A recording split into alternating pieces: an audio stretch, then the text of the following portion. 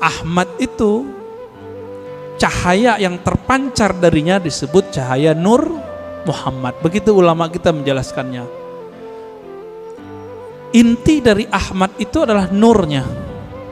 Maka sebagaimana disebutkan dalam hadis Imam Bukhari, innallaha yanzuru ila qulubikum, Allah memandang ke sentral jiwamu. Apa sentral jiwamu? Yaitu qalbu. Qalbunya Ahmad adalah Nur Muhammad, maka Allah pandanglah nur itu.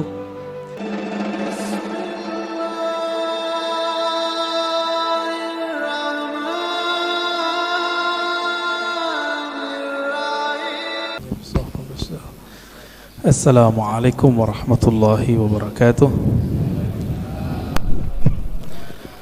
Innal hamdalillah nahmaduhu wa nasta'inuhu wa nastaghfiruh wa na'udzu billahi min shururi anfusina wa min sayyiati a'malina. May yahdihillahu fala mudilla lahu wa may yudlilhu fala hadiya lahu. Amma ba'du.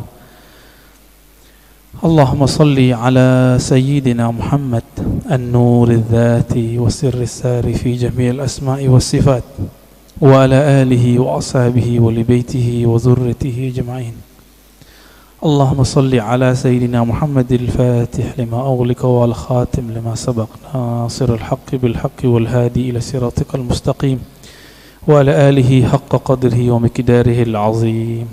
Allahumma bika asbahna, bika amsayna, bika nahya, bika namutu, ilaikan nusyur. Bapak, Ibu, Saudara karena Allah, alhamdulillah kita masih dapat menikmati masjid. Nabi mengatakan, jika engkau melihat ada orang memakmurkan masjid, falyashhad lahu bil iman, maka bersaksilah bahwa dia adalah orang yang beriman. Ini bukan insya Allah lagi, ini udah pasti. Dan perbedaan utama antara munafik dengan mukmin adalah berjamaah di subuh hari. Dan kita Allah bangunkan. Siapa yang membangunkan kita? Allah. Kita membaca alhamdulillahillazi ahyana. Alhamdulillahillazi ahyana kalau diartikan secara harfiah, terima kasih wahai yang mengembalikan hidup kami. Kalau kita nggak dikembalikan Pak hidupnya, ya, ada yang mati ya disebut orang COVID kayak jantung apa, itu nama aja. Tapi sebenarnya itu adalah kudrah iradah Allah yang berlaku. Bapak Ibu Saudara makan Allah, tema kita tentang Nur Muhammad ya. Nur Muhammad sallallahu alaihi wasallam, salah satu tema yang hari ini banyak orang menganggapnya bid'ah. Padahal ini adalah kajian ulama-ulama, baik yang pro dengan kajian-kajian ilmu qalbu yang kita sebut tasawuf, ataupun yang anti, baik ulama yang disebut salafi ataupun asy'ari sufi. Sebagai contoh, Imam Ibnu Qayyim tidak keberatan menyebut istilah ini dengan Nur Muhammad sallallahu alaihi wasallam. Apalagi Imam Ghazali, apalagi Imam Ibnu Athaillah Sakandari pengarang Hikam, apalagi imam-imam sebelumnya. Ada seorang imam yang lebih awal semasa dengan Bukhari dan Muslim bernama Al-Imam Al-Hafiz Al-Hakim At-Tirmidzi. Jadi ada dua Tirmizi. Imam Tirmizi pengarang Sunan Tirmizi. Sunan Tirmizi itu nama asli kitabnya Al-Jami' As-Sahih, kumpulan hadis sahih menurut Imam Tirmizi. Tapi nama kecil beliau ya Abu Isa, nama kunyahnya, panggilannya. Ada Tirmizi kedua, ahli hadis, ahli qalbu, bernama Al-Hakim At-Tirmizi. Sekampung semua mereka. Beliaulah yang mengemukakan istilah ini di kalangan ahli hadis, istilah Nur Muhammad sallallahu alaihi wasallam. Bapak Ibu Saudara makan Allah, masih ingat guru-guru kita dulu sering baca ayat alastu bi rabbikum qalu bala syahidna, masih ingat ya? Jadi Allah bertanya kepada semua ruh, wahai semua ruh, bukankah aku Rabb kalian? Lalu Imam Ibnu Katsir, murid Ibnu Taimiyah dan Ibnu Qayyim, murid Imam Salafi, mengatakan dalam sebuah riwayat yang dia nukil bahwa yang pertama menjawab itu adalah ruh Nabi Muhammad sallallahu alaihi wasallam. Ruh Nabi Muhammad ini disebutlah Nur Muhammad sallallahu alaihi wasallam. Masih ingat juga ulama kita mungkin waktu khutbah kemarin Habib Ges membacakan ayatnya, wa ma arsalnaka, tidaklah kami mengutus engkau hai Muhammad kecuali untuk apa? Rahmatan lil alamin, sebagai rahmat bagi sekalian alam. Bapak Ibu yang mulakan Allah, dalam hadis Imam Muslim ayat ini dijelaskan apa makna rahmat, siapakah rahmat itu, berapa jumlah rahmat itu. Ternyata dalam hadis Imam Muslim gamblang sekali, inna lillahi mi'ata rahmatin, Allah mempunyai, menciptakan 100 rahmat. Satu Allah ciptakan untuk dunia dari awal penciptaan makhluk di dunia sampai nanti kiamat. 99 di akhirat. Inilah makna hadis Nabi. Beliau mengatakan setiap nabi ada punya doa mustajab. Tetapi aku, kata beliau, khaba'tu, aku menyimpan dan menginvestasikan doaku supaya tidak dikabulkan di sini, tapi dikabulkan nanti di sana, di akhirat. Nabi Muhammad yang disebut rahmat bagi alam semesta, ternyata pancarannya bisa 100. Tadi hadisnya berapa? Sesungguhnya Allah menciptakan rahmat 100 macam rahmat. Jadi dari dulu sebelum Nabi Adam dicipta, langit bumi dibuat, itu baru satu rahmat sampai kiamat. Suatu kali Nabi Adam duduk sendiri kesepian, Pak. Kesepian, ketiduran. Bangun tidur, karena Allah Maha tahu isi hati hambanya, kekasihnya, Allah kirimlah, Allah ciptakanlah dari dirinya sendiri tulang rusuk, terciptalah Sayyidah Hawa. Kita sebut Siti Hawa. Langsung mau dipegang-pegang itu sama Nabi Adam, tapi belum bayar mahar. Karena itu alam surga, maka di surga yang paling berharga bukan emas, tapi mengirim salam kepada kunci surga. Siapa yang pegang kunci surga? Nabi SAW mengatakan, tidaklah dibuka, la yuftah babul jannah ala ahadin min qabli, tidak pernah dibuka pintu surga kepada siapapun sebelumku, termasuk Nabi Adam. Bahkan sebelum Nabi Adam dicipta, jika belum ada Nabi Muhammad namanya disebut, itu nggak bisa dibuka. Akhirnya Nabi Adam melihat ke atas, Jannatul Firdaus itu di samping Sidratul Muntaha, luasnya tak terhingga. Dipandang ke langit, langit aras. Jadi langit itu ada dua, Pak. Ada langit yang di atas bumi, ada langit arash, disebut Illiyin. Baru dengar ya? Ada langit lagi di atas itu. Itulah makom para nabi-nabi nanti di sana. Ketika Nabi Adam memandang ke aras, terlihatlah di singgasana aras itu. Jadi aras itu artinya singgasana, istana. Terlihat di situ nama La ilaha illallah Muhammadur Rasulullah. Maka Nabi Adam ketika ditanya oleh Allah, mana maharmu wahai Adam? Beliau bersalawat kepada yang ada namanya, Allahumma salli ala Muhammad, atau di riwayat lain sallallahu ala Ahmad. Allahumma sholli ala Ahmad, karena belum lahir fisiknya disebut Ahmad. Lalu dikatakan dalam riwayat Imam Tirmizi, Imam Al-Hakim ya, Imam Al-Hakim An-Naisaburi dalam kitabnya Al-Musadrak, dan menurut beliau hadis ini sahih. Apa kata beliau? Allah bertanya kepada Nabi Adam, sedangkan Allah tanpa nanya sebenarnya sudah tahu. Ini hanya dialog antara hamba dengan Allah Subhanahu wa taala. Apa kata Allah? Hei Adam, kenapa kamu bisa bersolawat kepada Muhammad? Kamu tahu dari mana Muhammad? Jawaban Nabi Adam, ya Rabb, ketika aku memandang ke langit arasmu, aku memandang di situ ada nama Muhammad setelah namamu. Maka aku pastikan, aku yakini pasti itu orang lebih mulia dariku. Lalu aku bersolawat kepadanya. Jadi lebih tua Nabi Adam atau Nabi Muhammad? Kira-kira lebih tua mana Pak? Secara biologis tua Nabi Adam, tapi secara nur lebih tua Nabi Muhammad SAW. Lalu Allah mengatakan, laula Muhammad ma khalaqtuka ya Adam.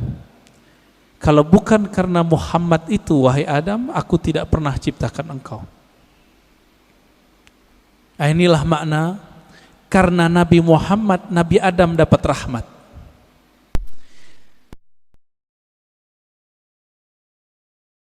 Kalau bukanlah karena sholawat beliau kepada Nabi Muhammad, itu tidak sah pernikahannya dan beliau tidak dibolehkan menyentuh Sayyidatuna Hawa. Tidak ada kita hari ini. Jadi faham kenapa kita harus sholawat Bapak Ibu? Kalau kita faham ini, nggak mungkin sholawat dikit. Pasti sholawatnya banyak. Berapa Pak sholawatnya tiap hari Pak? 5 kali gitu ya, 5 waktu. Ya itu mah pelit itu. Orang-orang yang nanti paling gampang mengakses rahmatnya Nabi Muhammad SAW, itu orang yang paling banyak berselawat kepada Nabi SAW. Jadi Nabi mengatakan orang yang paling dekat kepadaku aksarukum salatan alayya, yang paling banyak menyampaikan salam dan salawat kepadaku. Itu sebabnya ulama kita, guru-guru kita yang saleh, wali-wali Allah mulia, itu kalau salawat tiap hari ada yang 313 minimal. Sallallahu ala Muhammad, sallallahu ala Muhammad. Ada yang 500, ada yang 700, ada yang 1000. Itu bukan pembatasan, ini mereka mendisiplinkan dirinya sendiri, minimal aku zikir sekian. Ada yang berzikir 10.000, membaca salawat setiap hari. Ada yang setiap nafas naik turunnya adalah salawat kepada Nabi Sallallahu Alaihi Wasallam. Pantas nggak? Justru lebih pantas, lebih banyak dari itu. Kenapa? Darah ini mengalir itu karena ada salawat kepada Nabi Muhammad Sallallahu Alaihi Wasallam. Bahkan kita mundur lagi. Satu kali Nabi Sallallahu Alaihi Wasallam menyebutkan dalam hadis Imam Al-Hakim At-Tirmizi, ketika orang menganggap Adamlah orang pertama, maka Nabi tegur orang-orang itu dengan hadis yang diringkas oleh Imam Al-Hakim At-Tirmizi dan Imam Al-Hakim, kemudian juga Imam Abu Nuaim dan lain-lain ya. Yang riwayat ini kita pakai riwayat Al-Hakim An-Naisaburi, bukan At-Tirmizi. Apa kata beliau? Nabi SAW bersabda, kuntu nabiyyan wa Adam baina ma'in wa tin. Aku telah diangkat menjadi nabi, sedangkan Adam belum tercipta, masih tanah dan air. Bisa kebayang Pak? Berarti Nabi Muhammad SAW sudah jadi nabi, alam semesta belum dicipta. Beliaulah alam pertama yang dicipta. Oleh karena itu dalam kalam-kalam ilhami yang didapat oleh ulama-ulama kita, ada dialog Allah Subhanahu wa taala dengan dirinya. Beberapa ulama mengatakan ini hadis. Saya teliti, ini bukan hadis yang bersambung. Ini hanya kalam-kalam ilhami. Apa kata Allah Ta'ala? Kuntu kanzan makhfiyan. Aku adalah perbendaharaan yang tersembunyi. Yang disebut dalam hadis Bukhari, kanallahu wala syai'a ma'ah. Allah ada, tiada satu pun bersamanya. Rahasia, sangat rahasia. Lalu Allah mengatakan, fa ahbabtu an u'rafa. Lalu aku ingin dikenal. Aku cinta dikenal. Jadi yang boleh narsis itu cuma Allah. Yang boleh suka popularitas itu cuma Allah. Karena Allah punya rahasia disebut kanzan makhfiyan.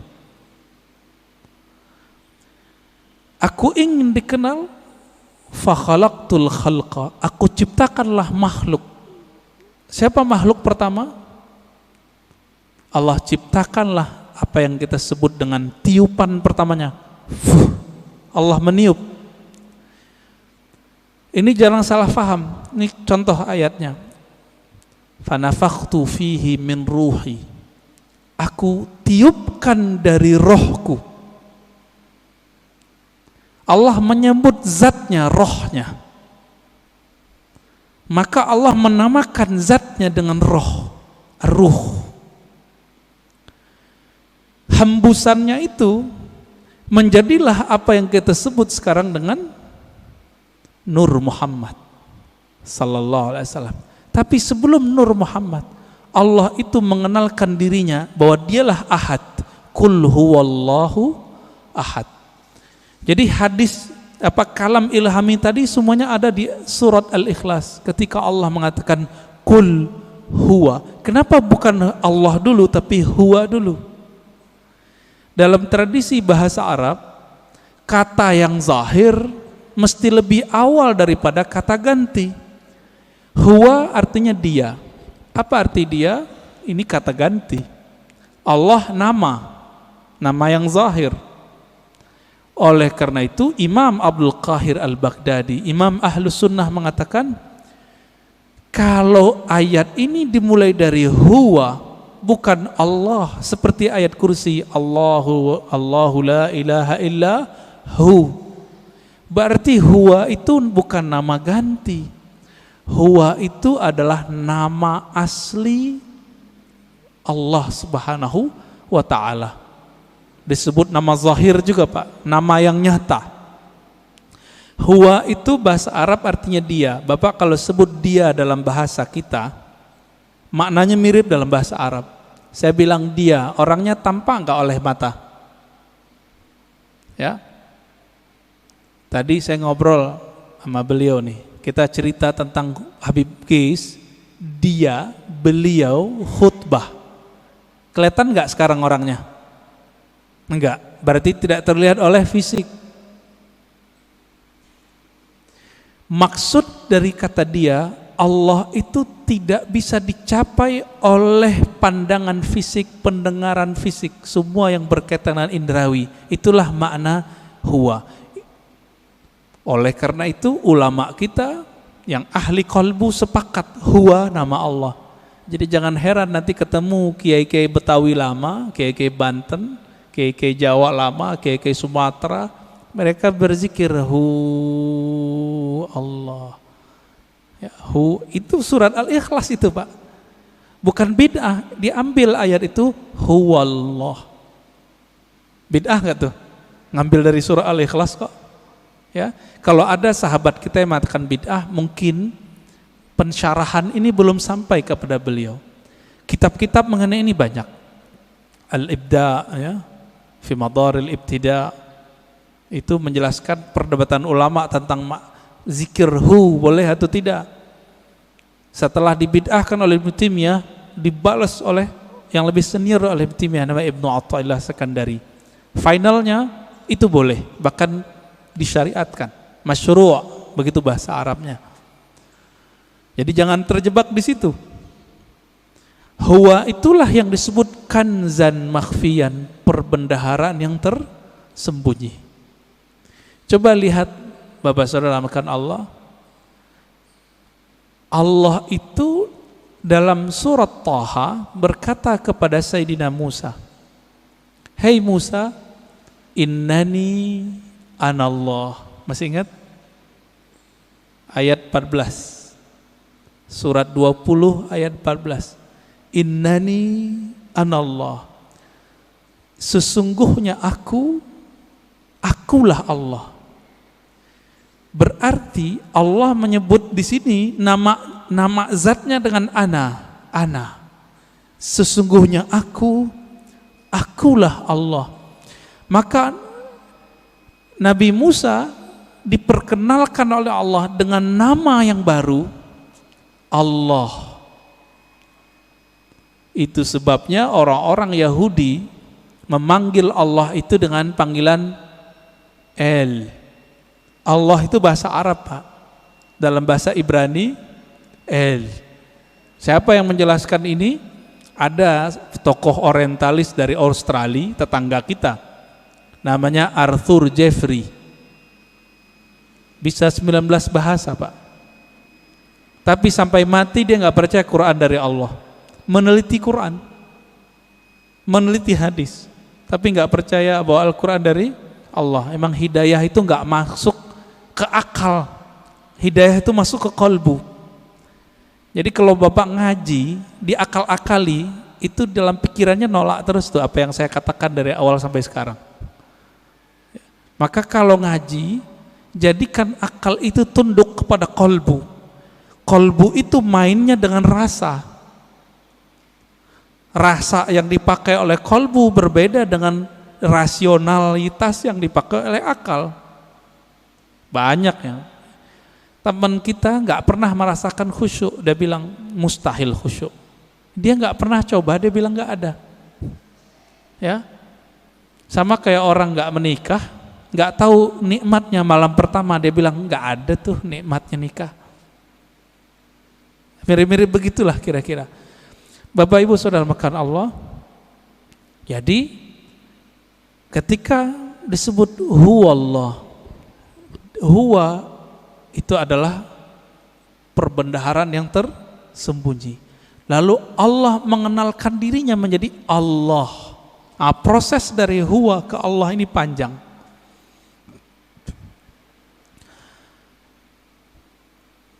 Karena Allah ingin dikenal, maka Allah meniupkan dari ruhnya.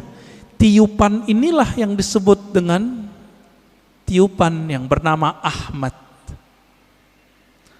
Ya, Ahmad itu cahaya yang terpancar darinya disebut cahaya Nur Muhammad. Begitu ulama kita menjelaskannya. Inti dari Ahmad itu adalah nurnya. Maka sebagaimana disebutkan dalam hadis Imam Bukhari, innallaha yanzuru ila qulubikum. Allah memandang ke sentral jiwamu. Apa sentral jiwamu? Yaitu qalbu. Qalbunya Ahmad adalah Nur Muhammad. Maka Allah pandanglah nur itu.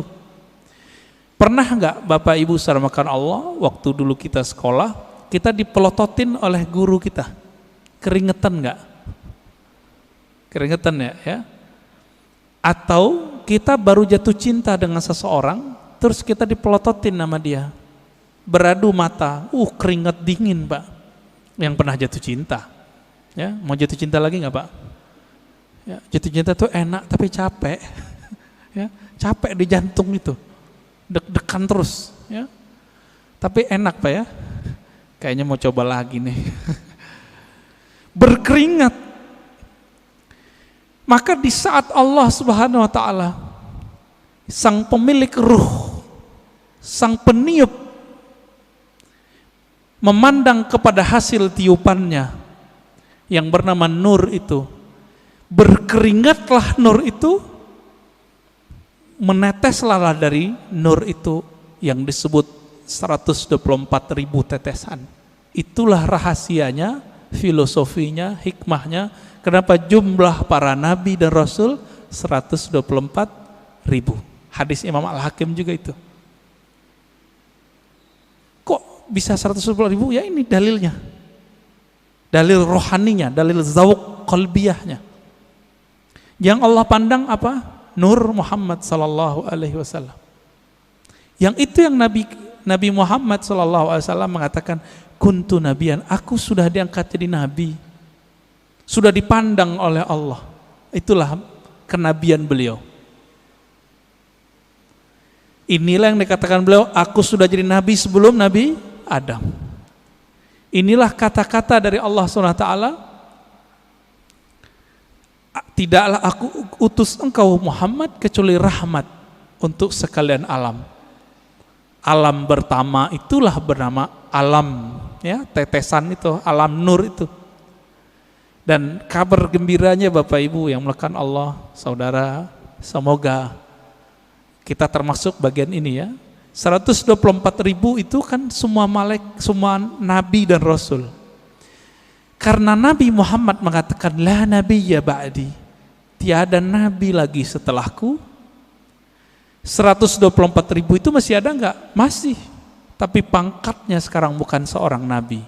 Pangkatnya adalah seorang wali. Ala inna awliya Allah la khaufun alaihim wala hum yahzanun. Tapi qalbunya itu warisan dari qalbunya para nabi. Inilah makna hadis al ulama warasatul anbiya. Ulama itu mewarisi nabi. Saya mau tanya Pak, kalau saya sebut kepada anak saya, kamu pewarisku, dia berarti keluarga saya enggak? Dia lahir dari tulang sumsum saya yang dititipkan Allah ke rahim pasangan kita. Lahirlah anak itu. Secara biologis dia berhak menerima waris biologis, waris fisik. Begitu juga siapa yang kecipratan nur ini, dia disebut pewaris para nabi. Dialah sebenarnya keluarga nabi. Inilah makna hadis Nabi. Ketika ditanya, bagaimanakah cara salawat kepada engkau hai Muhammad, hai Rasulullah? Apa jawaban Nabi? Qulu Allahumma salli ala Muhammad wa ala ali Muhammad.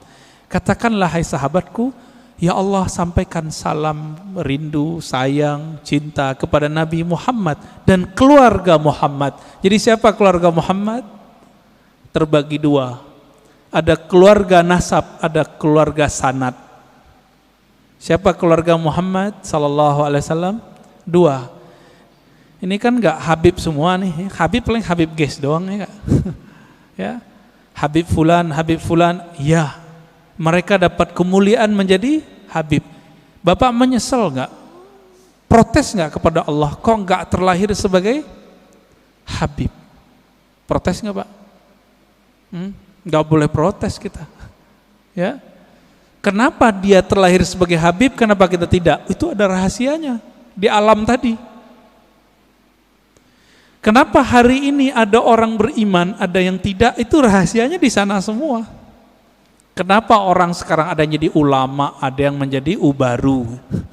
Ya, Bapak ini ubaru Pak ulama? Ubaru ya, ubannya baru tumbuh maksudnya. Kenapa? Itu rahasianya di sana semua. Di sana semua Pak. Ketika Allah memandang kepada Ahmad Nur Muhammad ini, yang dipandangkan nurnya. Nur ini kalau menetes ke dalam kalbu kita, makanya orang-orang ini akan rindu kepada Nabi Muhammad sallallahu alaihi wasallam. Akan rindu kepada yang meniupkan roh Nabi Muhammad sallallahu alaihi wasallam. Kerinduan ini yang tak terhingga, ya, nggak ada habis-habisnya itu. Inilah makna dari surat Zariyat, wa ma khalaqtul jinna wal insa illa liya'budun. Biasa orang terjemahkan nggak ada efeknya Pak. Apa terjemahan biasa? Tiadalah aku ciptakan jin dan manusia kecuali untuk menyembahku. Wah, itu mah biasa terjemahannya. Kita terusin. Menyembah itu artinya menjadikan diri kita budaknya. Menjadikan diri kita manut kepadanya. Bapak maukah mengikuti seseorang yang kita nggak kenal dia? Mau nggak? Mau nggak? Nggak mau. Kenapa kita nggak mau? Ya, gue nggak kenal, ngapain ikut kan gitu. Yang saya ikuti, yang saya kenal bahwa dia mempunyai wibawa kepemimpinan, wibawa apa tertentu lah. Kalau nggak kenal, untuk apa? Maka makna liya'budun, tidak aku ciptakan jin dan manusia kecuali untuk menyembahku. Ibnu Abbas, ini saya sering sampaikan, mengatakan ya'budun artinya mengenal aku. Tidaklah aku ciptakan engkau jin dan manusia kecuali untuk mengenal aku. Orang kalau kenal Nabi Muhammad baru mencintai Nabi Muhammad. Orang kalau kenal Rabbu Muhammad, pencipta Nabi Muhammad, baru menyembah Allah Subhanahu wa ta'ala. Kita karena memandang kekasih kita, pasangan kita, kita jatuh cinta kepadanya, lalu kita siap bersamanya. Kita siap menghabiskan apa yang kita punya untuknya. Ini enggak kenal Allah, pantas susah tahajud. Enggak kenal Allah, pantas susah baca Quran. Enggak kenal yang nurunin Quran, gimana menikmati surat cinta dari Allah? Setiap Allah mengatakan, ya ayyuhallazina amanu, itu panggilan cinta, Pak. Hei orang-orang yang percaya kepadaku. Itu panggilan cinta itu. Ini tanya nih bapak-bapak yang dulu belum ketemu handphone, jatuh cinta dulu, kirim surat sama kekasih. Gimana Pak? Surat, baca suratnya gemetar nggak? Gemetar. Ibu-ibu tanya di belakang, dapat surat cinta pertama bisa nangis loh. Disimpan rapi-rapi di lemari. Kalau supaya nggak ketahuan sama orang tua, disimpan ya di bagian tertentu. Nggak bisa juga, kata Ustadz kita, disimpan di hati, Ustadz. Ya, begitu. Kalau kita bisa menghargai surat cinta dari kekasih fisik, kekasih biologis, sedemikian rupa, kenapa tidak bisa menghargai surat cinta ini melebihi itu? Ini kan aneh. Berarti nggak kenal kepada yang mengirim surat cinta. Karena tidak kenal, apa yang terjadi? Kita meremehkan surat itu. Bapak Ibu Saudara makan Allah, ini baru sekelumit kita cerita tentang Nur Muhammad sallallahu alaihi wasallam. Nah, Bapak itu dapat tuh pancarannya, makanya bisa sholat subuh di sini, mau bangun, dapat kepercik Pak. Cuma kepercik bagian keberapa saya nggak tahu. Itu yang ahli Nabi Muhammad dan pewaris Nabi Muhammad yang paling utuh, yang disebut Al-Imam Al-Mahdi. Hanya beliau berdua lah yang mengerti. Ini nih kita pancaran keberapa ini? Kalau emang ada, kalau enggak zombie Pak. Zombie, Bapak tahu zombie? Nah, ini yang disebut Khawarij di zaman Rasulullah.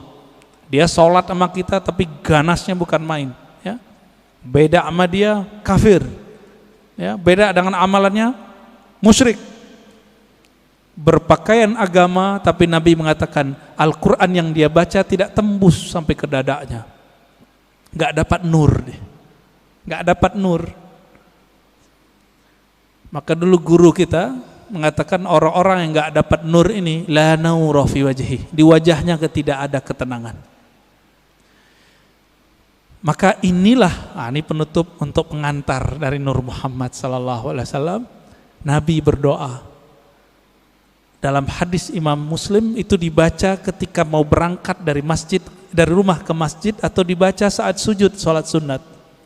Allahumma ja'al fi qalbi nura.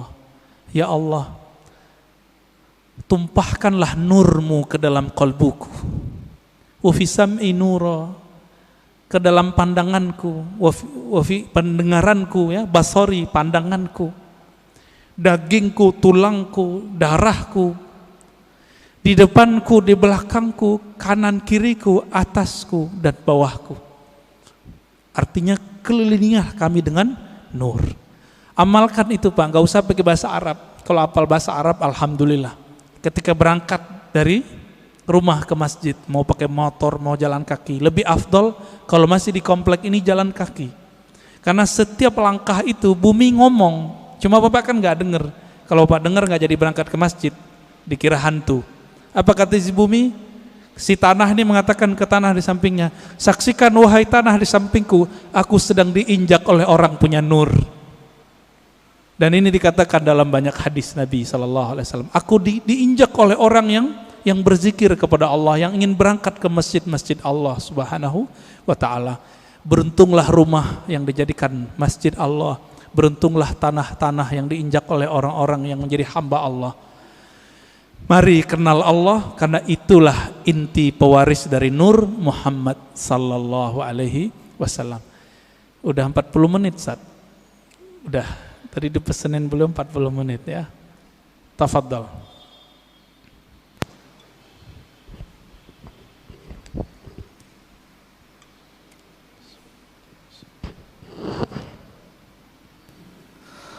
Alhamdulillahirabbil alamin. Terima kasih Pak Buya atas materinya.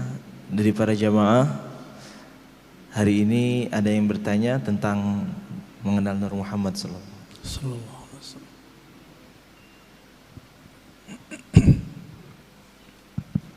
Bismillahirrahmanirrahim. Assalamualaikum warahmatullahi wabarakatuh. Waalaikumsalam warahmatullahi wabarakatuh. Makasih Buya. Dalam. Alhamdulillah. Cukup dalam Ustaz. Alhamdulillah. Ini kajian seperti ini menurut hemat saya jarang Ustaz ya. Alhamdulillah. Ini juga Ustaz juga, saya barusan bicara sama dia, memang kalau dakwah itu macam-macam Ustaz ya. Ada penyemangat, nah, macam Buya ini kan dalam nih. Menurut saya, ya itu tadi Buya katakan tadi, orang yang suka mengkafir-kafirkan, membid'ahkan itu kan banyak ya. Di sini juga ada Ustaz. Tuh, korban ya. Di sini ada Ustaz, enggak nih saya hanya nyampaikan di sini ada Ustaz. Yeah. Sebenarnya kalau kalimat kurban, iya juga sih. Iya juga sih Ustaz. Iya, iya. Cuman tadi yang Buya katakan tadi, apa ya, ya kita kan sebagai pemeluk agama, kita kan harus menerima aja Ustaz. Jangan penuh emosi kan. Karena kadang-kadang kalau kita balas lagi kan kurang baik. Iya. Ya apalagi ya, seperti saya kan orang sudah berumur juga Ustaz ya. Jadi ya cukuplah mengangguk-angguk kepala. Yang penting satu Ibu ya, ilmu yang saya dapatkan itu bertambah terus setiap hari. Pertanyaan saya Ustaz, Pak Buya, yang saya katakan ini tadi, orang-orang yang suka membid'ahkan itu, tapi saya lihat jarang melihat mengaji, tapi nggak tahu lah ya, mungkin bisa aja dia di Google dan lain sebagainya. Pertanyaan saya ini, orang yang selalu melihat Google itu, dia ambilnya dari si sumbernya dari situ aja. Terus kadang-kadang berargumen di WA. Ya. Ini seperti apa, Bu ya? Ya? Itu aja mungkin. Terima kasih. Assalamualaikum warahmatullahi wabarakatuh. Orang yang tidak berguru langsung kepada ahlinya tidak mendapatkan satu benefit rohani yang disebut dalam hadis Abu Dawud. Apa kata Nabi? Nadrallahu mra'an. Allah beri nadrah. Nadrah ini nama lain dari nawwara. Allah beri cahaya yang memancar di wajah. Nadrallahu mra'an. Allah akan pancarkan cahaya lewat wajah seseorang. Sami'a maqalati. Yang mau berguru langsung mendengarkan hadisku. Orang Arab dulu kalau menyebut sami'a itu nggak mungkin online. Gak mungkin lewat Google, mesti berguru ke ahlinya. Gak mungkin, kenapa? Dulu disebut sama, pasti hadir.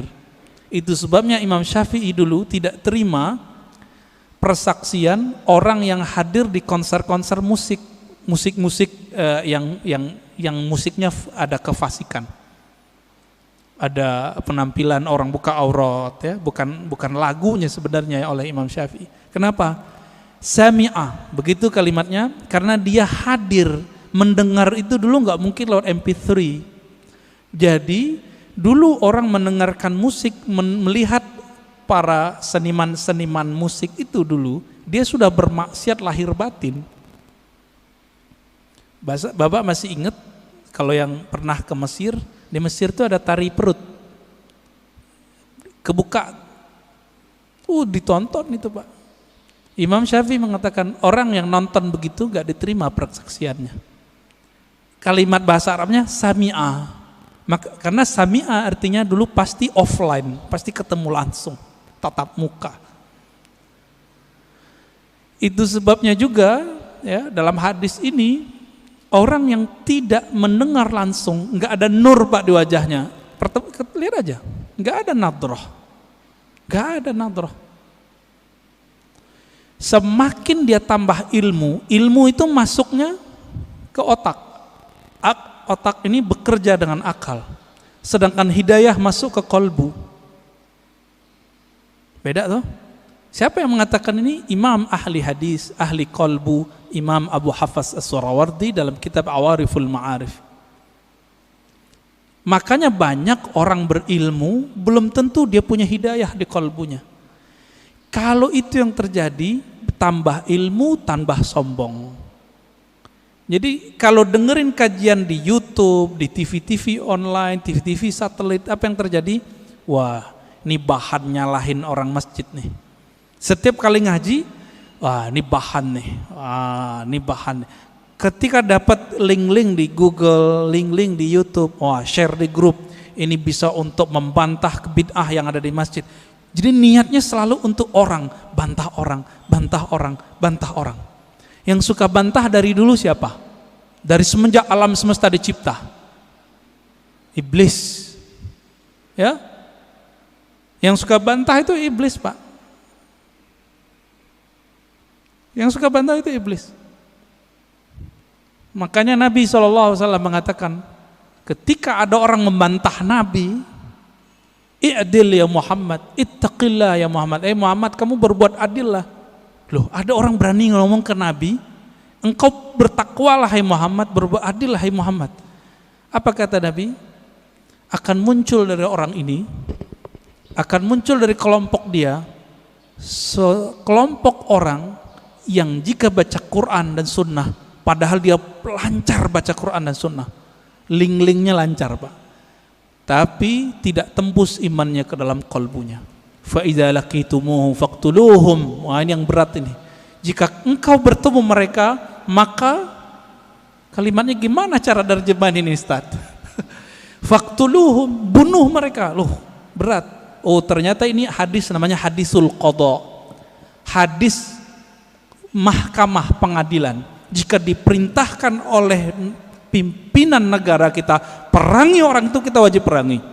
Sama dengan hadis mengenai penghina Rasulullah, jika itu ditetapkan oleh pemimpin boleh, baru boleh, nggak boleh ustadz yang mengatakan. Jadi misalnya nih bapak nih kan dapat meme sekarang, aku penggal lehermu wahai penghina Nabi, itu orang jahil, nggak boleh ngomong begitu. Kenapa? Hadis mengenai memenggal, membunuh orang penghina Rasulullah SAW, hadisnya cuma hasan. Dan ini bertentangan dengan kisah Nabi waktu di Taif. Nabi dihina, bukan lagi dibuat gambarnya, dihina, dilempar di Taif. Apa kata Nabi? Hancurkan Taif atau selamatkan Taif? Selamatkan ya Allah, semoga keturunan mereka beriman kepadaku. Jibril datang, apa kata Jibril? Ya Muhammad, maukah engkau aku hancurkan negeri Taif? Satu kali tiup, satu kali kibas, habis Taif Pak. Karena Jibril punya sayap, sayapnya dibuka, ketutup langit dan bumi, tinggal dikibas. Tapi Nabi Muhammad bilang apa? Di sini saya tahu, tambah mengenal sosok Nabi Muhammad, ternyata beliau lebih berkualitas tinggi dibandingkan Jibril. Apa kata Nabi Muhammad? La ya Jibril, nggak boleh ya Jibril. Kenapa? Nabi Muhammad itu induk alam semesta, Karena beliaulah Adam ada, alam ini ada. Kalau seorang ibu, maukah anaknya dibunuh? Maukah Pak? Anaknya dibunuh? Gak mau. Nabi meskipun melihat anak-anak rohaninya ini, pancaran-pancaran dari dirinya ini, belum kenal dia, beliau gak bilang hancurkan ya Allah, enggak. Itulah orang tua sejati, orang tua rohani Nabi Muhammad SAW. Ya, Jibril gak sabar Pak, pantas toh Jibril gak jadi Nabi di sini. Ya, udah mulai faham siapa Nabi Muhammad SAW. Maka saya tanya kepada orang yang ingin menggal pembuat karikatur Nabi, ente jangan kira saya tidak emosi. Saya emosi dengan orang yang buat karikatur Nabi. Bahkan yang bilang orang tua Nabi di neraka aja mau saya bunuh. Tapi kita nggak boleh membunuhnya. Kenapa? Seandainya itu ada di depan Nabi, Nabi tidak akan membunuh mereka. Nabi hanya akan mendoakan mereka. Jadi jangan beragama dengan emosi, dengan hawa, dengan syahwat. Beragamalah dengan nur itu. Saya kalau tiap bahas tentang itu Pak, suara naik. Tapi kolbu bilang turunin lagi, turunin lagi. Ada ustadz bilang orang tua Nabi masuk neraka. Waduh, kebakar kita Pak. Apalagi yang keturunan Rasulullah kayak Habib Ges, Habib Lutfi, Habib. Perasaannya gimana Pak? Kakek ente masuk neraka gitu. Anak neraka, cucu neraka. Kira-kira gimana? Nggak punya perasaan mereka itu. Oh, hadisnya sahih. Iya, ini hadis sahih secara sanad, matannya tidak. Ilmu hadis itu bukan hanya ilmu tahu ini sahih tidak sahih, tapi juga ilmu tentang matannya. Ilmu matan hadis wajib belajar akidah. Maka ciri-ciri orang yang menyimpang dari ahlus sunnah, membaca hadis tidak dengan kaidah akidah ahlus sunnah, fikih ahlus sunnah, dan ilmu tasawuf ahlus sunnah. Menyimpang dari itu, jadinya kayak mereka itu kurang ajar sama Rasulullah Sallallahu Alaihi Wasallam. Gimana Tad? Udah Tad? Baik. Bismillahirrahmanirrahim. Ustaz, kita tanyakan dari akun YouTube An-Nabawi TV Ustaz. Jadi ada yang menyimak sekitar 70 situs yang nyimak streaming ini. Ada yang bertanya, Buya, bagaimana kiat dan syarat supaya kita mendapatkan syafaat Rasulullah Sallallahu Alaihi Wasallam? Terima kasih Buya atas jawabannya. Assalamualaikum warahmatullahi wabarakatuh. Ya, bagaimana kiat mendapat syafaat Nabi Sallallahu Alaihi Wasallam? Nabi itu syafaatnya macam-macam. Ada syafaat spesial, ada syafaat global. Mau yang mana? Spesial atau global? Kalau yang global, pemaksiat aja dapat. Ada di kolbunya cinta Nabi, dapat Pak. Bahkan orang yang mati belum sempat syahadat, di kolbunya ada ingin mengenal Muhammad sallallahu alaihi wasallam. Waktu sekarat Allah selamatkan dia. Allah selamatkan dia. Cuma kita kan nggak melihat alam rohani. Bapak kalau bisa melihat alam rohani, Bapak bisa lihat tuh orang-orang yang kata kita kafir, tapi sebenarnya dia udah lama mencari tentang sosok Nabi Muhammad. Dia itu Allah selamatkan itu.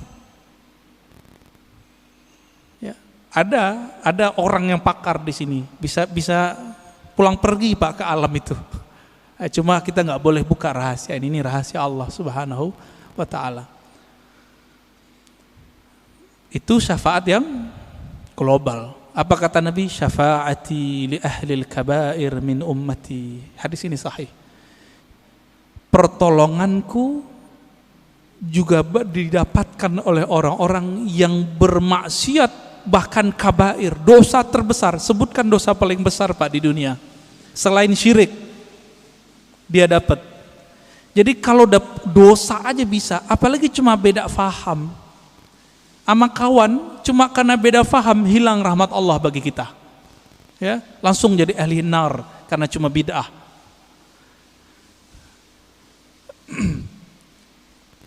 Tapi ada yang spesial. Siapa yang spesial ini? Apa kata Nabi sallallahu alaihi wasallam? Ya. Aulan nasbi aksaruhum salatan aliyah.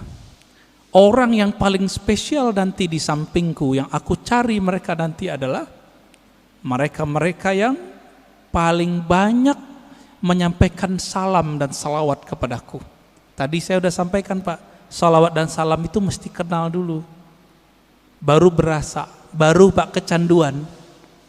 Kalau kita udah senang sama seseorang, kita telepon terus, kita tanya kabarnya. Ya, itu dia. Maka bersolawatlah kepadanya. A'rif nabiyyak summa salli wa sallim alaih. Kenali nabimu, lalu salawat dan salamlah kepadanya.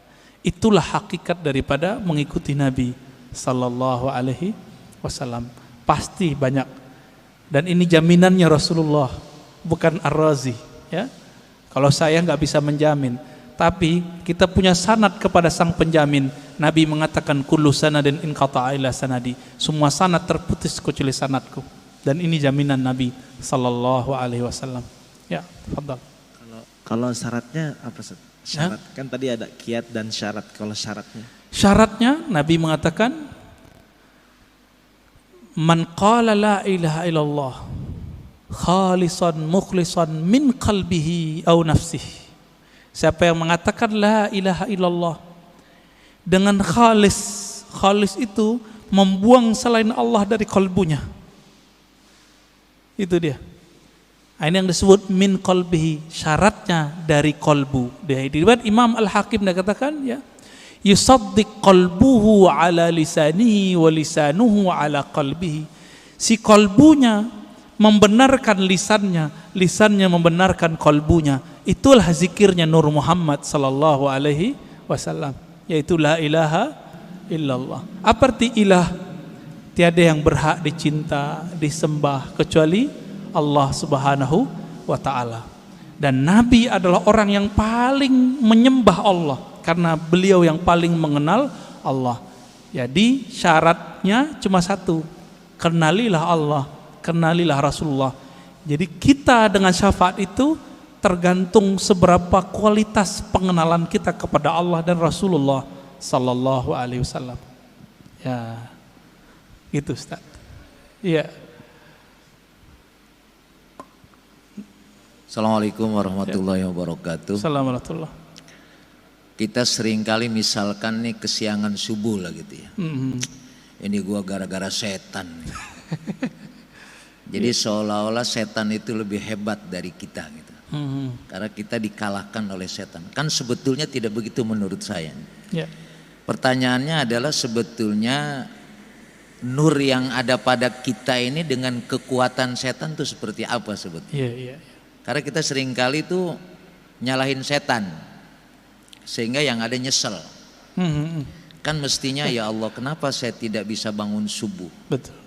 Artinya dosa apa? Jadi kan lebih manfaat ketimbang nyalahin setan.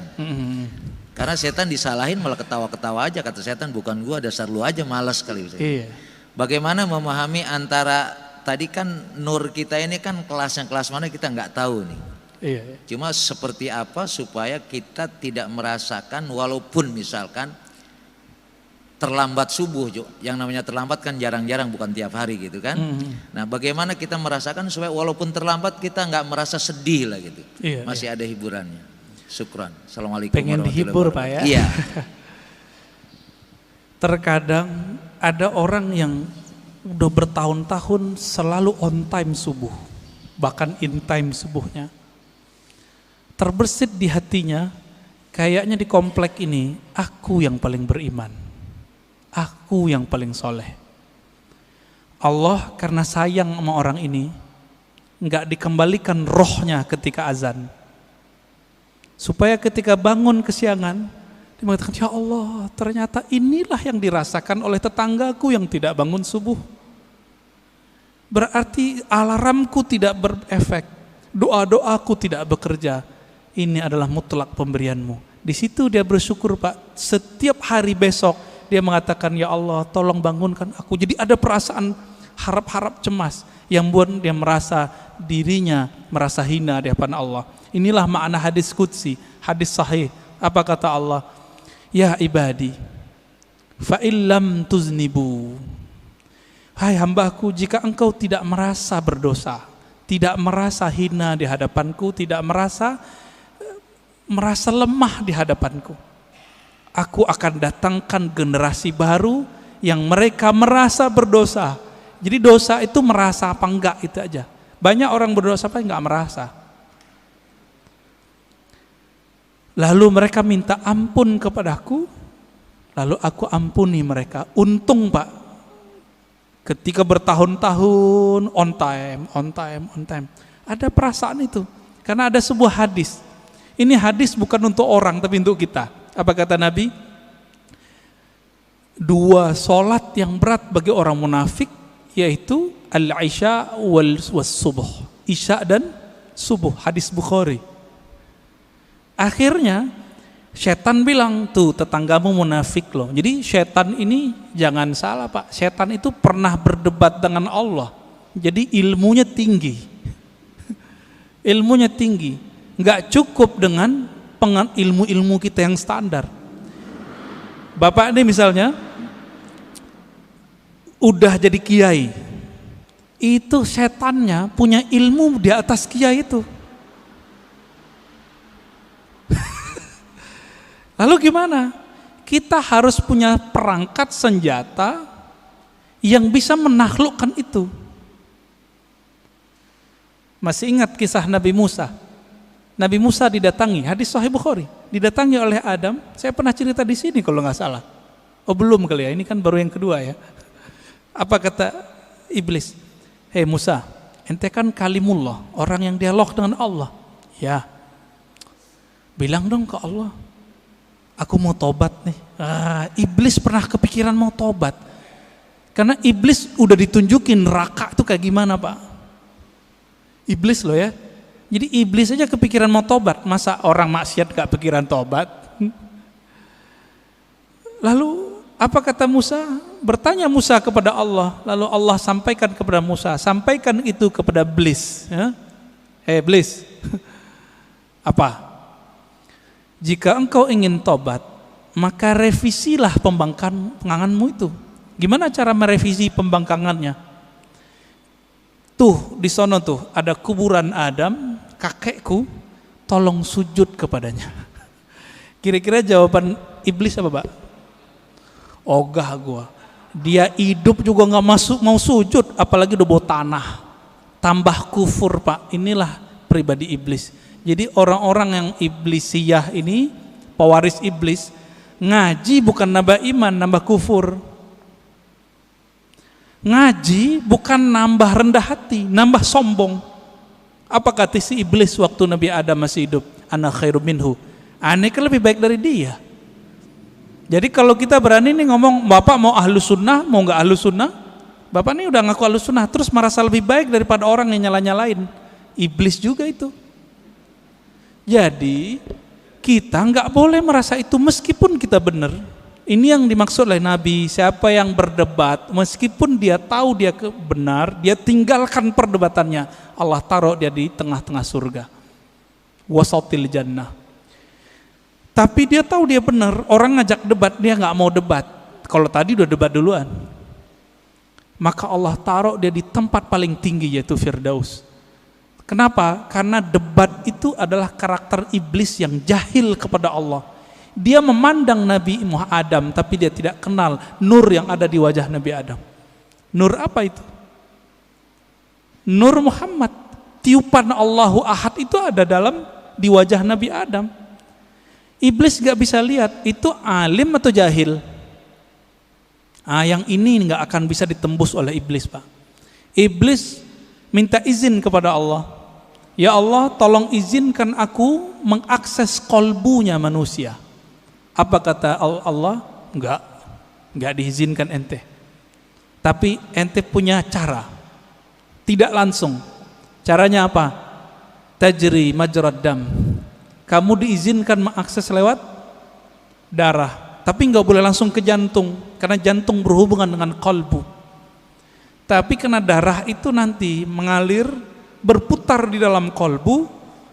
Inilah orang kalau tidak membersihkan kolbunya menjadi kolbu iblis. Itulah yang nanti kalau dibiarkan Pak pribadi ini merasa lebih, nanti lama-lama dia berani nyalain orang, bahkan bunuh orang yang beda sama dia, bahkan ngebom orang yang beda faham sama dia. Nanti di akhir zaman, ini kan akhir zaman sudah, mereka akan menjadi tentara Dajjal. Inilah yang masuk dalam imajinasi para pembuat seniman-seniman itu, jadi zombie. Zombie itu adalah karakter dari atba'u Dajjal. Nggak ada iman di kolbunya. Hati-hati Pak. Ya, maka pandanglah kolbu itu, bersihkan tiap hari. Jadi kalau mau istighfar, nggak hanya istighfar zahir, istighfar kolbu. Kalau kita udah masuk istighfar kolbu, siapa aja ngomong kita dengerin, siapa yang ngajar kita dengerin. Khotibnya nggak menarik, tetap kita doain. Tapi kalau iblis bersarang di kolbu lewat darah itu, karena dia bisa menguasai darah di mata, dia akan bilang, khotib bodoh, gitu Pak. Mulai itu. Walaupun Bapak ini ahlu sunnah aswaja katanya, kolbunya sudah jadi kolbu setan.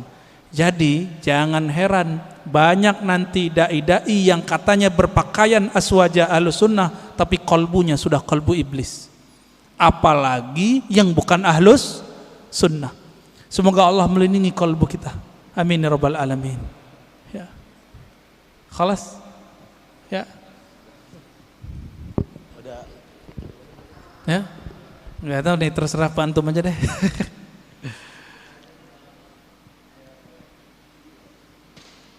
Bulan depan aja lagi Pak ya.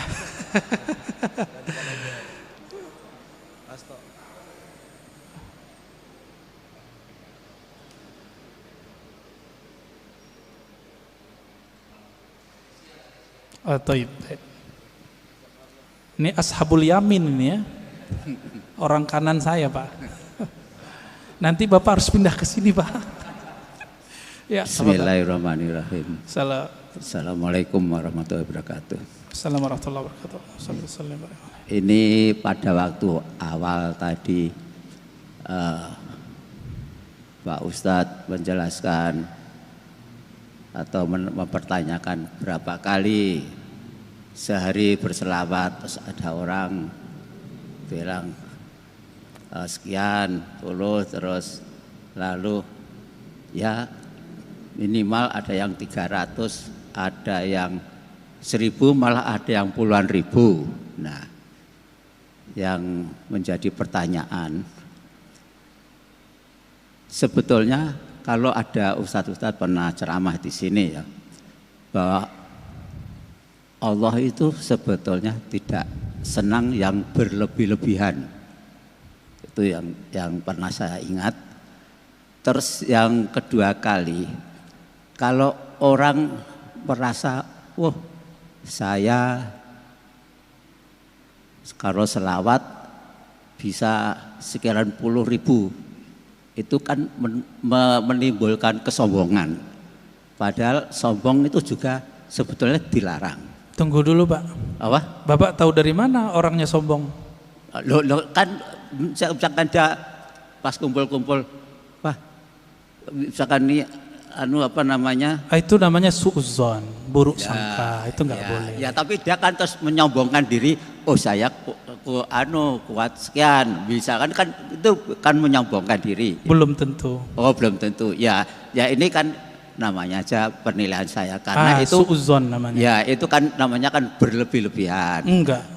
Terus itu misalnya karena asiknya berselawat, akhirnya dzikir la ilaha illallah itu lebih sedikit daripada selawatnya misalnya. Ini pertanyaan. Saya ingin penjelasan aja, bukan saya ini terus suudzon itu enggak, tapi ini kan kenyataannya kalau orang mengatakan oh saya kuat sekian, itu kan namanya sombong.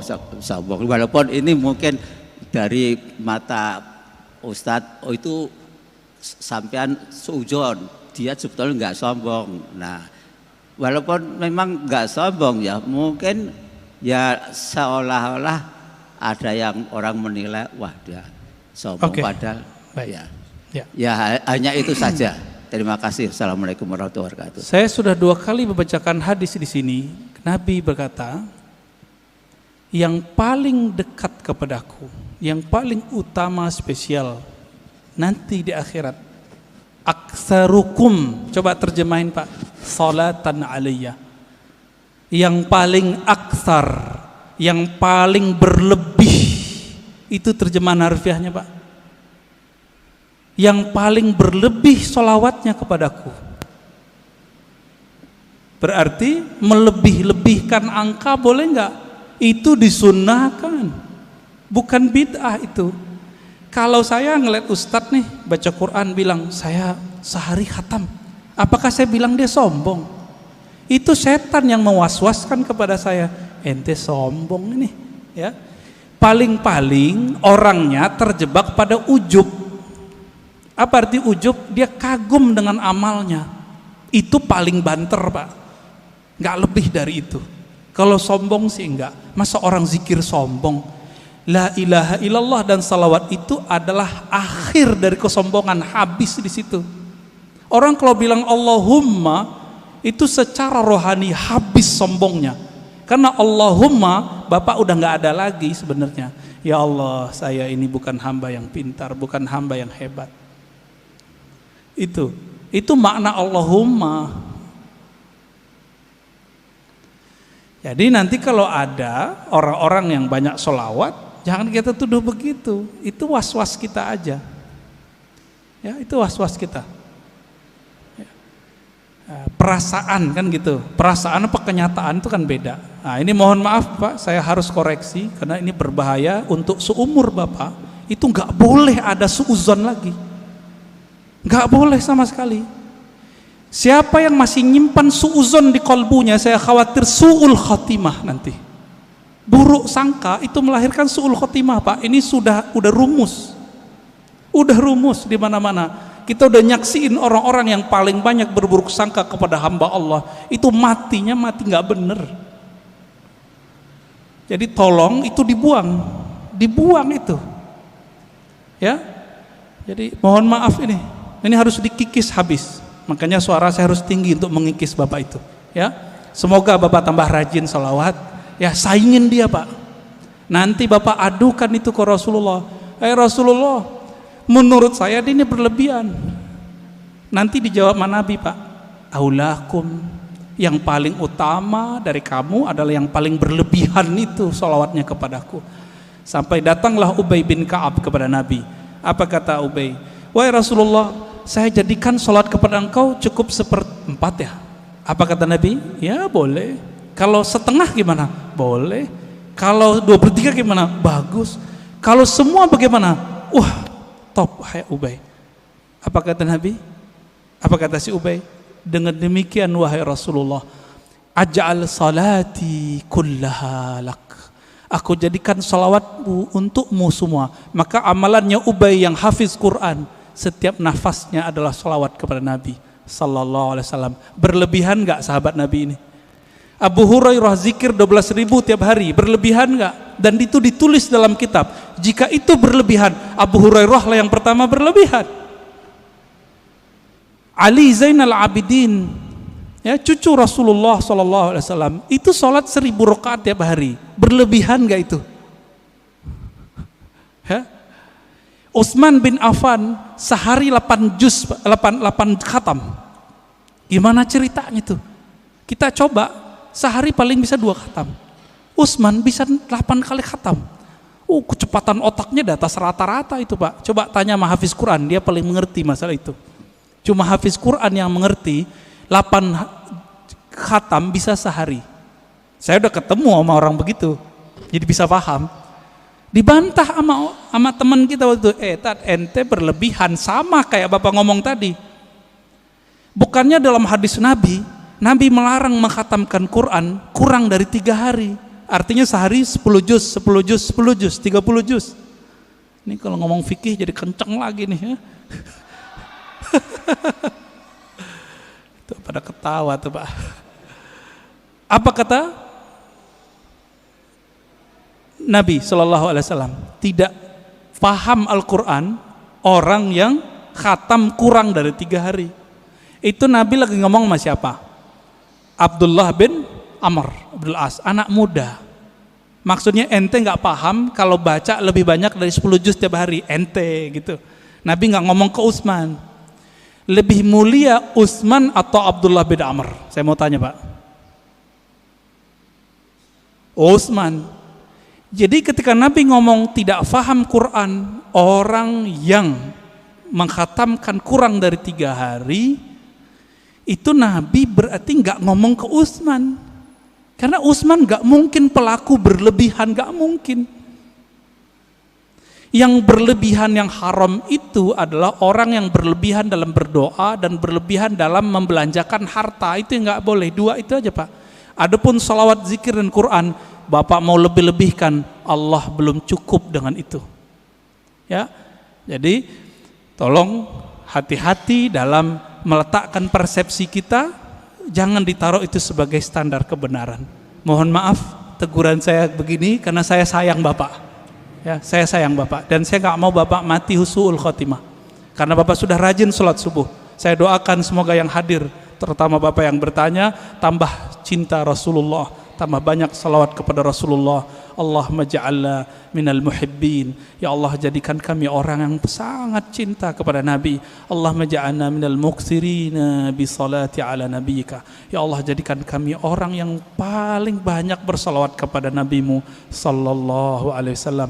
Rabbana atina fid dunya hasanah wa fil akhirati hasanah wa qina adzabannar. Walhamdulillahi rabbil alamin. Sallallahu alaihi wasallam.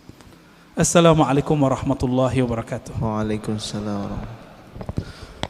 Buya, makasih banyak atas materinya Buya.